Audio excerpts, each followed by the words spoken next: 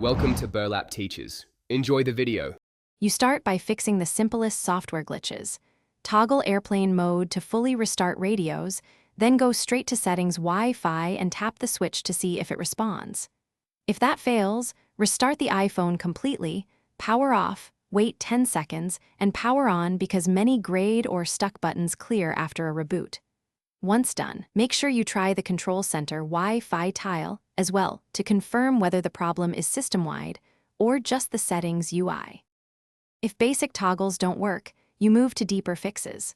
First, forget the problematic network and rejoin to remove corrupted credentials. This resolves many auth and DHCP hangs. Next, update iOS because software updates often include radio and driver patches that restore functionality. If issues persist, reset network settings. This clears all Wi-Fi, Bluetooth, and VPN profiles without erasing your personal files. Make sure to note saved passwords first. Once complete, retry Wi-Fi to check for recovery.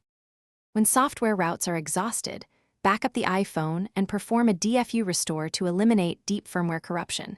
DFU reinstalls iOS cleanly and often fixes stubborn radio issues. Also inspect for active VPN, mobile device management profiles, or restrictions that might disable Wi-Fi.